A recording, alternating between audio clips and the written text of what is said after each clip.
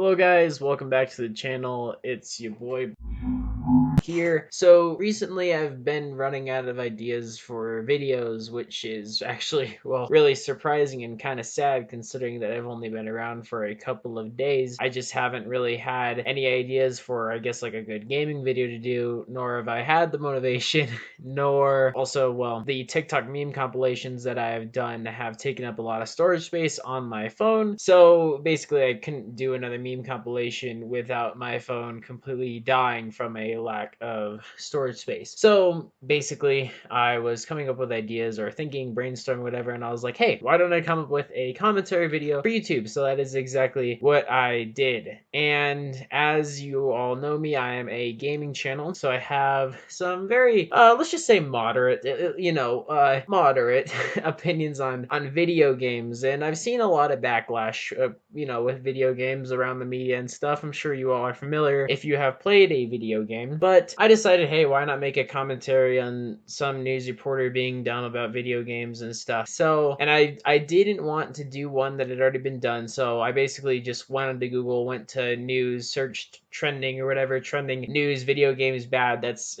actually literally what I typed into the search bar, and I didn't find anything. Yeah, I guess it's been rather slow in the news with video games. I'm guessing because of COVID and everything. I'm sure that they're probably being a bit more, I guess, forgiving to people who play video games because there's very few ways for people to interact nowadays. But either way, that's besides the point. So what I did find, however, is that as I was looking, I found a New York Times article basically kind of I guess it was a resurfacing of what Gamergate brought up. We all remember that 2014 when they were saying that video games are inherently sexist and male dominated and horrible. So I was like, okay, this is kind of interesting. This article is from June 23rd, 2020, so this year, obviously relevant, but I couldn't find anything earlier, so it's semi-trending, so even that goal I didn't really do, but either way. So, basically, as I was scrolling down, it's just kind of talking about how, I guess, recently more than 70 people in the gaming industry, most of them women, have come forward with allegations of gender-based discrimination as of the time of this journal article on the New York Times. And it showed one of the things they talked about was how, I'll just read this paragraph. Gamers began sharing their stories after a Twitter user who posts as HoloTide tweeted about an unnamed top player of the online game Destiny on Friday night, referring to the person as a scumlord. 3 female streamers, Jules Verne, She Snaps, and Shivity, sorry, I'm pronouncing this wrong. Shivity5, I'm sorry, I don't watch her, I don't know how to pronounce her, saw the post and decided to come forward about their experiences with the gamer in question, who is known online both as Lono and Say No to Rage. The woman posted their allegations, including non-consensual touching, propositioning for sex, and harassment on Twitter using their streamer handles. The streamers did not provide their legal names to the New York Times. In legal past, women gamers who have spoken out against the industry using their legal names have been subjected to further harassment, hacking, and doxing. In interviews with the New York Times, when asked to describe their experiences with Lono, the streamers were asked to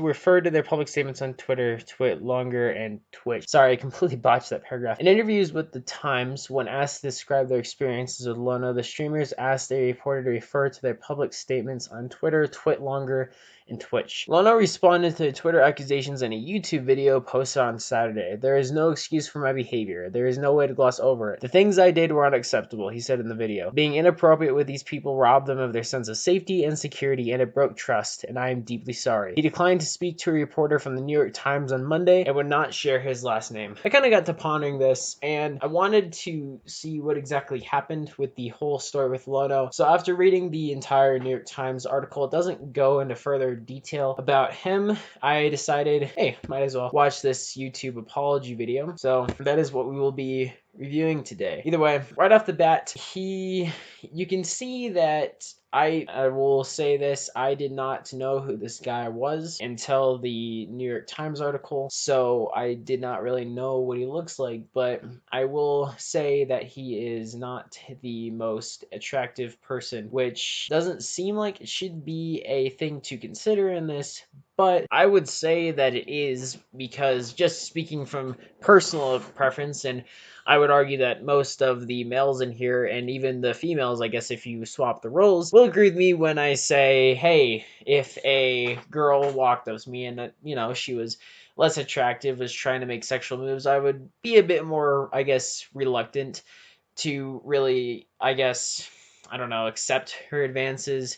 And yes, dudes can be sexually assaulted as well. That is why I have a problem with the Me Too movement. I have a couple problems with the Me Too movement, but that's a video for another day. And yes, also consider this your warning that I'm not a one-stop shop for this whole story, because I do have some biases. So I'm not trying to say that the Me Too movement is wrong. I just think that there are some fallacies. Of course, you can disagree with me if you want, but yes, I do 100% believe that sexual harassment needs to be stopped. I'm, a normal human person, but sorry, either way. So you'll agree with me. Ugly woman tries to make advances on you, you're gonna be like, ugh, no, whatever. You're gonna be more reluctant. But if a hot woman, let's just say, for lack of a better term, were to try to make advances on you, you'd be like, okay, yeah, sure. Of course, this doesn't mean that only ugly people commit sexual harassment or sexually harass people. This isn't saying that it's okay when a attractive person sexually harasses someone. I'm just saying that this should be something that should be considered before we head into it. But either way, let's just start watching. This is going to be my attempt to do the right thing in this situation, even though I can't really do the right thing.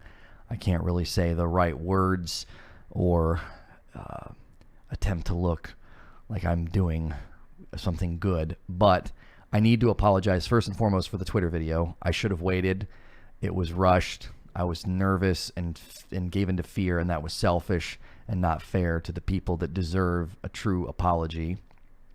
I am willing to apologize to people directly if that is something that they would like, but that is not something that I will be reaching out for. That's not my place. I want to respect the space and distance that if they feel they need for forever, that is completely up to them. So in this video, I will want to make very clear that the Twitter video where it sounded like I was claiming I was a victim, I want to make that very clear that I am not a victim in this situation, and that there is no excuse for my behavior. There is no way to gloss over it, and the things that I did were unacceptable. And I took something from people. I took memories and events, and they're now clouded and darkened by my selfish and reckless behavior. Being inappropriate with these people robbed them of their sense of safety and security, and it broke trust. And I am deeply sorry. I hope that even if you think I'm not being sincere or you don't believe my sense of sadness over it, I hope that now that you were able to say it, you can move past it so that I am no longer inflicting that pain passively on you after all this time. As we can see from the way that this video has started out, and also from the title, this is a very apologetic video, and it continues with that tone throughout, trying to make ends meet and trying to explain to everyone what happened. So keep that in mind. Basically, obviously this video is a kind of just a deep dive. I will be trying to figure out if this dude is really, I guess, worthy, I don't know, deserving of these claims. And basically, there's just one aspect to keep in mind while we continue. I could not find the Twitter video in question. Let's continue. I'm very deeply saddened that I did this to people that I thought were friends. I considered friends and I cared about, and I had no intention for this to happen, but that does not excuse it, and that does not make it any less painful. The situations and the things that took place were brought to my attention 2 years ago, and I immediately went into therapy, realizing that I was living a terrible life. Some of these were not made aware to me until very recently, and I'm willing to give direct apologies to people if that is something that they would like, but again, that's not my place to seek that out. I will leave that to them. So he does make a couple of interesting claims here. First of all, that he considered a lot of the people that made allegations against him good friends. Now, I'm not saying that that really means anything to much of an extent. I mean, if you think about it, you could be, sexually assaulted by a family member. It happens all the time. But it's interesting to note. Also, he did say, he claims that he went into therapy immediately after the allegations. So I don't know. Very interesting. So far, I would not argue that these are the actions of a horrible person that would do something to these extents, but let's just keep going. So the actions of me, my actions in these years, 2 and 3 years ago, are actions that I am ashamed of and embarrassed by. They are reprehensible and indefensible. And I've spent 2 years trying to process and grow from them, and I'm still committed to that. Therapy saved my marriage, and it saved my life. And fundamentally, in this time, I hope that others can get to a place of healing as well and not feel stuck. If you support me and this has created anxiety and sadness and it's disruption, it's caused disruption for you, I am sorry, and I hope that no one has to feel bad on my account. Do not feel pity for me. Do not feel bad for me. Feel bad for people who felt unsafe and then felt that they couldn't say anything. Hopefully more people can speak up as well about instances if they were in similar scenarios. And I am just going to continue to say that I'm sorry for speaking and being inappropriate with people to the point that they felt unsafe and had to confront me. I wish I could take it back. I wish I could give you back those memories and those times and have them be sweet, but I can't. So the best I can do, and really the only thing I can do, is just make it very clear that I am sad, sorrowful, and sorry, and regret what I did. I did not know that he was married until watching this video. Again, another very important thing to note here. As far as I know, he was married during the time that is referenced to when the people claim that they were sexually assaulted by him. So, very interesting to just, I guess, consider, and that I'm gonna be considering in my final verdict about this dude. I do feel I need to make clear there are some things in the accusations that I don't remember. They don't seem to be part of my memory of the events. I may need to do a second video and just give my side of things, because my side of the story isn't important right now. But I did want to clarify 2 particular things: unwanted sexual advances and unwanted touching. To my recollection and my memory of these instances, there was no unwanted sexual advances. I made sexual remarks and jokes and comments that were completely inappropriate, and I should not have done that. But I was not making advances. There was only one time where I was told to stop. I had said something to the effect of, when I'm high on weed, I'm sexually awakened, and that was not an advance in my mind, and at the time that wasn't even what I was thinking about. And when they said to stop talking about it, I did. All the other instances, my memory and recollection, are jokes or comments or being completely inappropriate or too sexually forward, but not an offer or an advance. I also have no memory of anybody rejecting an advance and then me persisting beyond that. All of the stories that I read, I did take the time to read them, indicated that I crossed the line of being inappropriate, and then they felt that it was an advance. To me, I think it's important to distinguish this category, that I went to these events and behaved in a way that's indefensible, but I did not, in my recollection of the events and in my memory, I did not harass and seek out and persist in unwanted advances. The only story that says I specifically asked for sex, my memory of that story, of that time, and when I say story, I'm not being like denigrating. I have my own story. I don't remember that. I don't remember it being that way.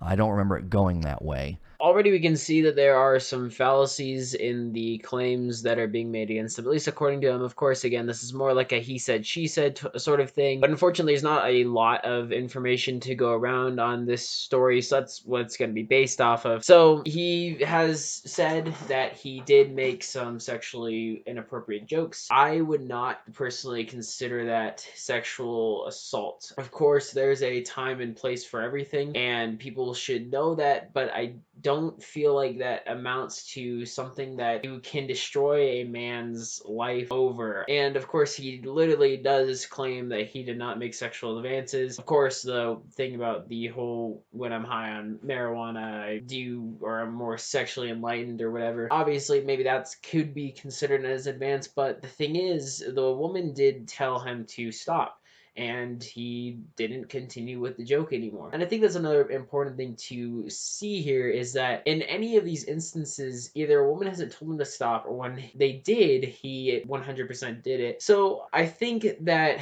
to the people who made these allegations, and to those who are maybe being sexually assaulted or whatever, just tell the man no. Most dudes, I would argue, are not scumbags, and if they're doing something that just doesn't make you comfortable, just say no, and I will guarantee you that about 90% of them will stop. So I don't know, let's just keep going. And then the unwanted touching, I have no recollection and no memory whatsoever of an instance where I was touching somebody and they were saying to stop and I continued. There was the touching of hair. I remember that, and I admit that is completely unacceptable. That's a very invasive thing to do to somebody. It makes them very uncomfortable. But then the touching of the leg, that is not how that went down. I had my hand on a table and their leg ended up underneath the table and against my hand, and I should have moved it, but I didn't. And in these instances, neither time did I feel there was a sense of I touched, was told to stop, and continued.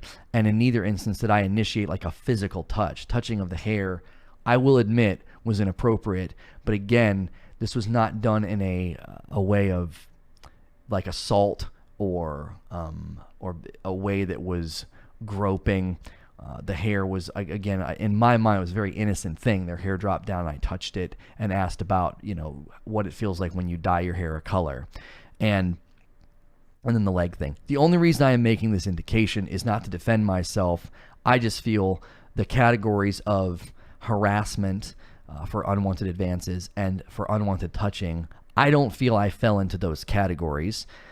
My memories of the events are being with people and becoming far too comfortable and intimate in my conversations and statements, and that is unacceptable, and I should not have done that. I do not have memories of these instances where I touched or made advances that were rejected. Many of these instances didn't lead to anything. There was never a no or get away from me. Friendships continued. So I continued wrongfully thinking that everything was fine. And that is on me for not being aware of myself and not being aware of my actions.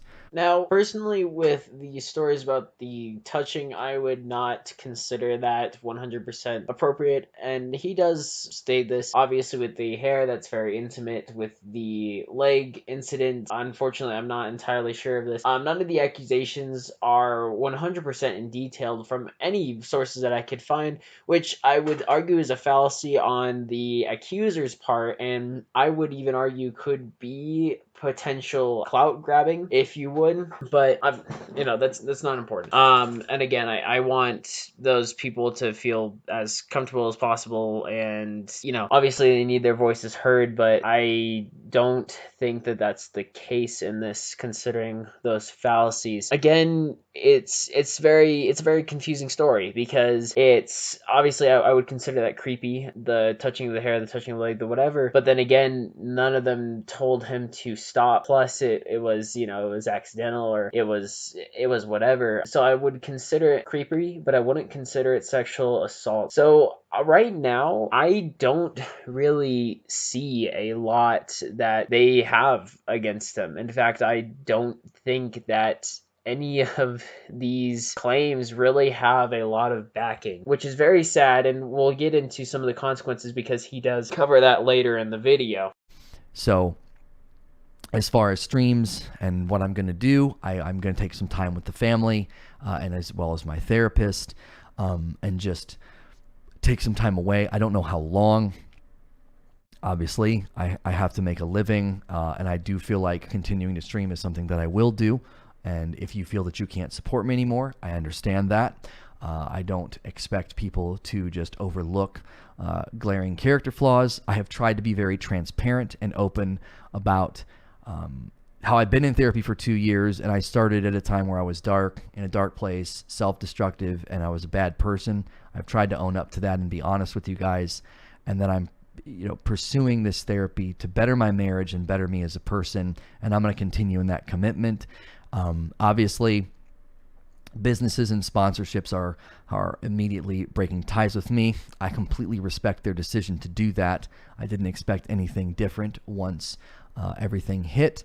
And I just continue to hope that the people that I hurt can heal and move past it in their own way and in their own time, and not feel a cloud hanging over them anymore. And if this has been hard for you to hear and endure, please talk to somebody. Don't let this be damaging to you in any permanent sort of way. Like, I know a lot of people use streams for mental health and ways to relax, and this is very, very disruptive, and I am sorry about that. So my approach to this video was just to make sure at the beginning I owned and made zero excuses for my behavior, but I did want to qualify what I felt did and did not happen.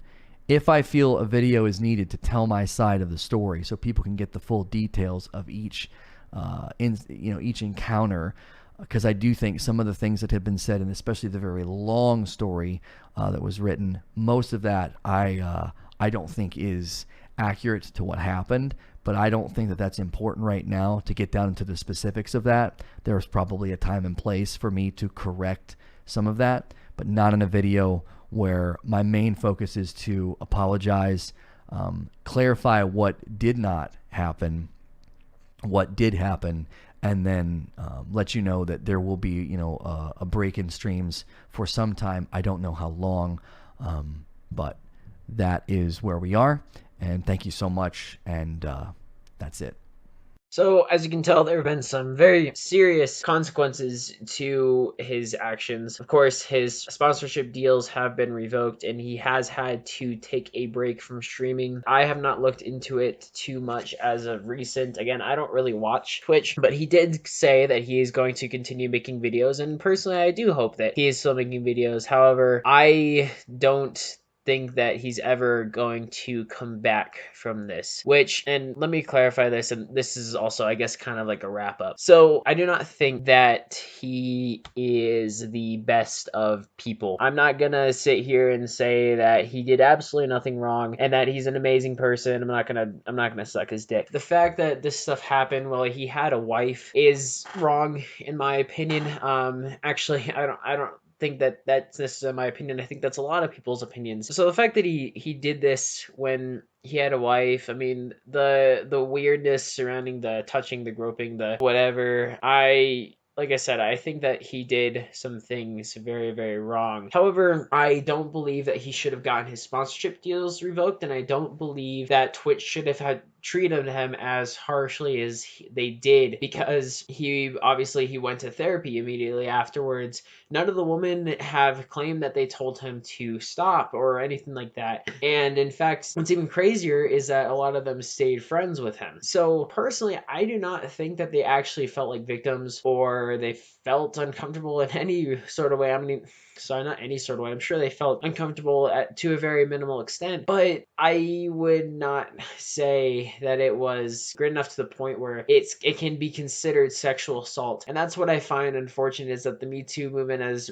greatly broadened what the term of sexual assault means. And it can be something as simple as, hey, I've literally been dating you for years, and hey, maybe we should have sex or something. You can be claimed for sexual assault from the Me Too movement for that, to something as serious as literally groping someone. Unfortunately, it takes away from the merit of people who actually do have had things happen to them that are absolutely terrible. And I don't think that the people who made these accusations are helping that at all. Now, that's just my opinion. I know it's probably rather extreme to some. You can debate me in the comments, but that's how I feel, and I don't feel comfortable without saying it any other way. Either way, thank you so much for watching. If you want to support the channel, subscribe, like this video, leave a comment, debate with me. I don't know. Seriously, like, what do you guys think? I mean, I know that I have some very controversial opinions. I'm sure, because I guess that's kind of rather extreme. So I don't know. Debate with me or whatever in the comments. For future videos, obviously I post daily. I post memes. I post gaming videos. I do whatever. I'll probably make this a two-part series because there's a lot more to address in the actual New York Times article about the whole sexual harassment in video games and everything like that, and I have some opinions there. So if you want to hear more of my wonderful opinions, obviously, like I said, subscribe, do whatever. See you in another video. Thank you, and well, have a great day.